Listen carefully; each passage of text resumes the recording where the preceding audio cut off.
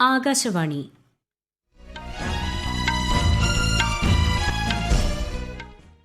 നമസ്കാരം. വാർത്തകൾ വായിക്കുന്നത് സോഫിയ ഡാനിയൽ.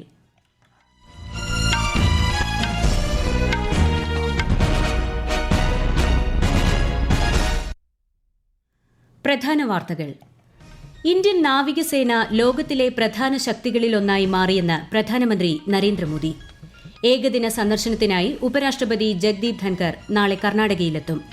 ധാർവാഡ് കാർഷിക കോളേജിലെ വിവിധ പരിപാടികളിൽ അദ്ദേഹം മുഖ്യാതിഥിയാകും. 2024 പൊതു തെരഞ്ഞെടുപ്പ് സംബന്ധിച്ച പരാമർശത്തിൽ മാപ്പ് പറഞ്ഞ് Meta CEO mark Zuckerberg. Kerala നിയമസഭയുടെ ബജറ്റ് സമ്മേളനത്തിന് മറ്റന്നാൾ തുടക്കം. സംസ്ഥാന ബജറ്റ് ഫെബ്രുവരി 7-ന്. ജനങ്ങളുടെ ആശങ്ക പരിഹരിക്കാതെ വനനിയമ ഭേദഗതി നടപ്പാക്കില്ലെന്ന് മുഖ്യമന്ത്രി പിണറായി വിജയൻ. അയർലൻഡിനെതിരായ വനിതാ ഏകദിന ക്രിക്കറ്റ് പരമ്പര സ്വന്തമാക്കി ഇന്ത്യ.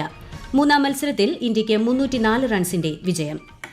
വാർത്തകൾ വിശദമായി. ഇന്ത്യൻ നാവികസേന ലോകത്തിലെ തന്നെ പ്രധാന ശക്തികളിലൊന്നായി മാറിയെന്ന് പ്രധാനമന്ത്രി നരേന്ദ്രമോദി. നാവികസേനയുടെ യുദ്ധക്കപ്പലുകളായ INS Surat, INS Nilgiri, INS Vagsheer, അന്തർവാഹിനി എന്നിവ മുംബൈയിൽ കമ്മീഷൻ ചെയ്യുകയായിരുന്നു അദ്ദേഹം. രാജ്യത്തെ നാവികസേനയ്ക്ക് പുതിയ വീക്ഷണം നൽകിയത് ഛത്രപതി ശിവജിയായിരുന്നു. അദ്ദേഹത്തിന്റെ നാടായ മഹാരാഷ്ട്രയിൽ വെച്ച് ഈ ചടങ്ങ് നടത്താൻ സാധിച്ചതിൽ അഭിമാനമുണ്ടെന്നും പ്രധാനമന്ത്രി പറഞ്ഞു. आज भारत की समुद्री विरासत नेवी के गौरवशाली इतिहास के लिए बहुत बड़ा दिन है. छत्रपति शिवाजी महाराज ने भारत में नौसेना को नया विजन दिया था. आज उनकी इस पावन धरती पर 21वीं सदी की नेवी को सशक्त करने की तरफ हम एक बहुत बड़ा कदम उठा रहे हैं. കപ്പൽ നിർമ്മാണ വ്യവസായ രംഗത്തെ രാജ്യത്തിന്റെ പുരോഗതി ആത്മനിർഭർ ഭാരത് എന്ന ലക്ഷ്യം കൈവരിക്കാൻ സഹായിക്കുമെന്നും പ്രധാനമന്ത്രി വ്യക്തമാക്കി. ഇതാദ്യമായാണ് നാവികസേനയുടെ 3 കപ്പലുകൾ ഒന്നിച്ച് കമ്മീഷൻ ചെയ്യുന്നത്. ഊർജ്ജസ്വലമായ ഇന്ത്യൻ സംസ്കാരത്തിന്റെ സത്ത ആത്മീയതയാണെന്ന് പ്രധാനമന്ത്രി നരേന്ദ്രമോദി. നവി മുംബൈയിൽ ഇസ്കോണിന്റെ ശ്രീ ശ്രീ രാധാ മദൻ മോഹൻജി ക്ഷേത്രം ഉദ്ഘാടനം ചെയ്യുകയായിരുന്നു അദ്ദേഹം. നമ്മുടെ ആത്മീയ സംസ്കാരത്തിന്റെ അടിത്തറ മനുഷ്യരാശിക്ക് വേണ്ടിയുള്ള സേവന മനോഭാവമാണെന്ന് പ്രധാനമന്ത്രി ചൂണ്ടിക്കാട്ടി. ഉപരാഷ്ട്രപതി ജഗ്ദീപ് ധൻകർ നാളെ കർണാടക സന്ദർശിക്കും. ഒരു ദിവസത്തെ സന്ദർശനത്തിനെത്തുന്ന ഉപരാഷ്ട്രപതി ധാർവാഡിലെ കാർഷിക കോളേജിലെ അമൃത് മഹോത്സവത്തിന്റെയും പൂർവ്വ വിദ്യാർത്ഥി സംഗമത്തിന്റെയും ഉദ്ഘാടന പരിപാടിയിൽ മുഖ്യാതിഥിയായി പങ്കെടുക്കും. കർണാടകയിലെ ഹുബള്ളിയിലെ വരൂരിലുള്ള ശ്രീ നവഗ്രഹ തീർത്ഥക്ഷേത്രത്തിൽ സുമേരു പർവ്വത ഉദ്ഘാടനവും അദ്ദേഹം നിർവഹിക്കും. ഭീകരവാദ സംഘടനകളുമായി ബന്ധപ്പെട്ട് അമേരിക്ക നൽകിയ വിവരങ്ങളുടെ അടിസ്ഥാനത്തിൽ ഉന്നതാധികാര അന്വേഷണ സമിതി തയ്യാറാക്കിയ റിപ്പോർട്ട് കേന്ദ്ര സർക്കാരിന് സമർപ്പിച്ചു. അന്വേഷണത്തിൽ കുറ്റകൃത്യങ്ങളിൽ ബന്ധമുള്ളതായി കണ്ടെത്തിയ വ്യക്തികൾക്കെതിരെ നിയമ നടപടി സ്വീകരിക്കണമെന്ന് സമിതി ശുപാർശ ചെയ്തതായി കേന്ദ്ര ആഭ്യന്തര മന്ത്രാലയം അറിയിച്ചു. നിയമ നടപടികൾ ത്വരിതപ്പെടുത്തണമെന്നും ആവശ്യപ്പെട്ടിട്ടുണ്ട്. ഇന്ത്യയുടെയും അമേരിക്കയുടെയും സുരക്ഷാ താൽപര്യങ്ങൾക്ക് വിരുദ്ധമായി പ്രവർത്തിക്കുന്ന ക്രിമിനൽ തീവ്രവാദ ഗ്രൂപ്പുകളുടെ പ്രവർത്തനങ്ങൾ സംബന്ധിച്ച് അന്വേഷണം നടത്താൻ 2023 നവംബറിലാണ് ഉന്നതാധികാര സമിതിയെ രൂപീകരിച്ചത്. മുംബൈ, ചെന്നൈ, കൊൽക്കത്ത, ബംഗളൂരു, ഹൈദരാബാദ്, കൊച്ചി, അഹമ്മദാബാദ് വിമാനത്താവളങ്ങളിലെ fast track immigration trusted traveller programme നാളെ കേന്ദ്ര ആഭ്യന്തരമന്ത്രി അമിത്ഷാ ഉദ്ഘാടനം ചെയ്യും. അന്താരാഷ്ട്ര യാത്രികർ തടസ്സരഹിതവും സുരക്ഷിതവുമാക്കുക എന്നതാണ് പദ്ധതിയുടെ ലക്ഷ്യം. പദ്ധതിയിൽ ചേരാൻ താൽപര്യമുള്ള അപേക്ഷകർ വിശദാംശങ്ങൾ പൂരിപ്പിച്ച് ആവശ്യമായ രേഖകൾ ഉൾപ്പെടെ ftitp.mha.gov.in എന്ന പോർട്ടലിൽ അപ്ലോഡ് ചെയ്യണം. രാജ്യത്തെ 21 പ്രധാന വിമാനത്താവളങ്ങളിൽ പദ്ധതി നടപ്പാക്കും. പ്രധാനമന്ത്രി നരേന്ദ്രമോദി ആകാശവാണിയിലൂടെ ജനങ്ങളുമായി ആശയങ്ങൾ പങ്കുവയ്ക്കുന്ന പ്രതിമാസ റേഡിയോ പ്രഭാഷണ പരിപാടി മൻ കി ബാത്ത് ഈ മാസം 19-ന്. ഈ വർഷത്തെ ആദ്യ മൻ കി ബാത്താണിത്. പരിപാടിയിലേക്കുള്ള ആശയങ്ങളും അഭിപ്രായങ്ങളും മൈ ജിഒവി ഓപ്പൺ ഫോറത്തിലോ 1800117800 എന്ന ടോൾ ഫ്രീ നമ്പറിലോ ഈ മാസം 17 വരെ പങ്കുവയ്ക്കാവുന്നതാണ്. കേരള നിയമസഭയുടെ ബജറ്റ് സമ്മേളനത്തിന് ഗവർണറുടെ നയപ്രഖ്യാപനത്തോടെ മറ്റന്നാൾ തുടക്കമാകും. ഫെബ്രുവരി 7-നാണ് സംസ്ഥാന ബജറ്റ്. ഈ മാസം 17 മുതൽ മാർച്ച് 28 വരെയുള്ള കാലയളവിൽ 27 ദിവസമായിരിക്കും സഭ ചേരുക. നയപ്രഖ്യാപനത്തിന്മേലുള്ള നന്ദിപ്രമേയ ചർച്ചകൾ ജനുവരി 20 മുതൽ 22 വരെയും സംസ്ഥാന ബജറ്റിന്മേലുള്ള ചർച്ച ഫെബ്രുവരി 10 മുതൽ 12 വരെയും നടക്കുമെന്ന് സ്പീക്കർ AN ഷംസീർ വാർത്താസമ്മേളനത്തിൽ അറിയിച്ചു. ഈ വാർത്തകൾ ആകാശവാണിയിൽ നിന്ന്.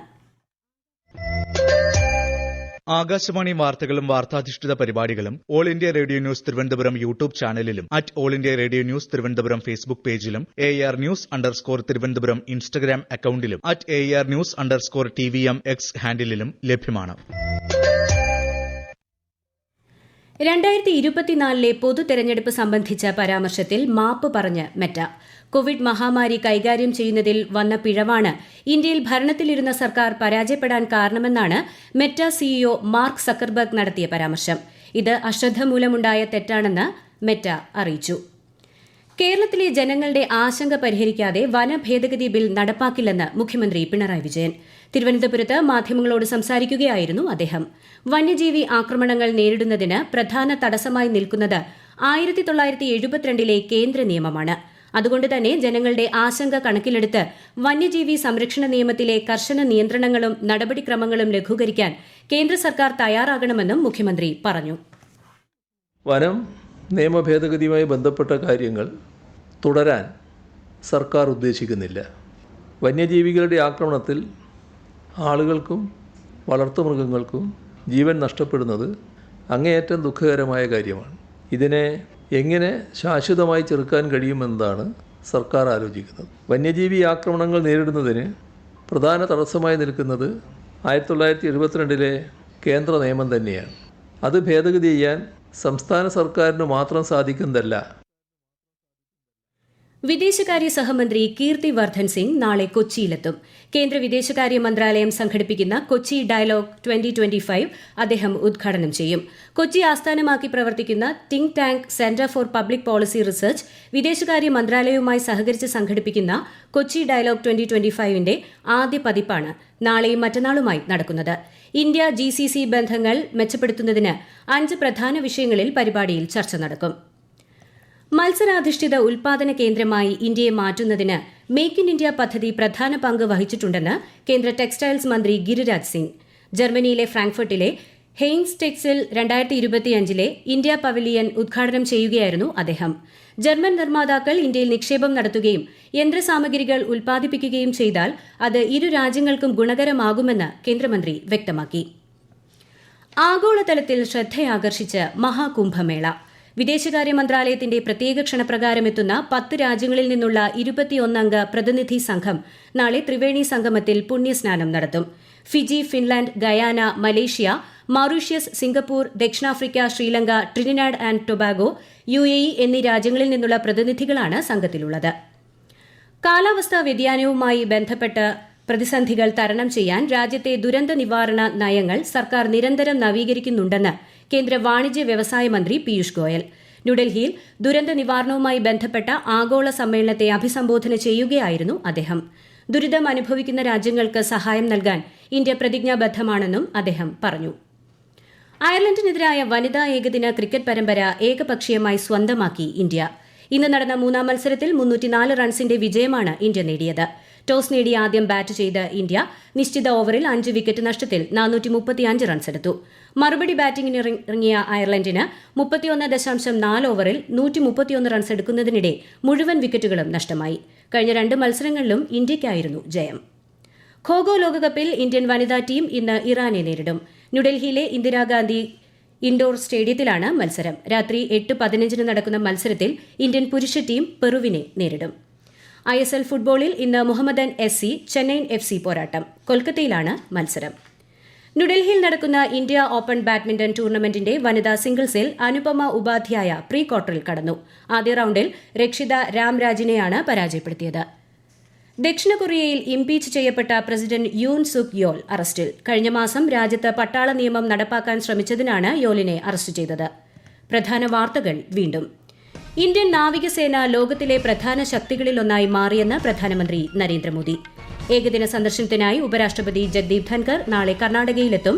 ധാർവാഡ് കാർഷിക കോളേജിലെ വിവിധ പരിപാടികളിൽ അദ്ദേഹം മുഖ്യാതിഥിയാകും.